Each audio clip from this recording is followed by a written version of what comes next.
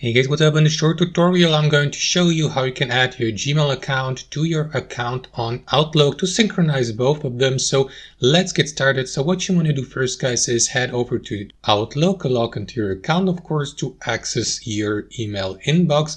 And what you want to do after that, guys, if you have the newest version of Outlook installed in your web browser or in your computer, you will be given access to that option here at the top of the left sidebar at Gmail account. This icon here, guys, so click on it. If you haven't done that yet, this icon will be in gray color. So as you can see, I haven't done that yet. So let me click on it really quickly to show you how it's done. And in the following, Microsoft will give you the opportunity to download the newest version of Outlook for free onto your Windows device, for example on Windows 10 or 11, and to link all your accounts, including Gmail and Yahoo, to your Outlook account. So to do that, guys, click on download here. You will be automatically redirected to the Microsoft Store. So to download Outlook on your computer, click on download here in the bottom right corner. It is in Polish for me, but it will be in English for you. So click on download, wait for the download installation to be finished. And after a moment, this window will pop up for you with the newest version of Outlook launched on your computer. And here you will be asked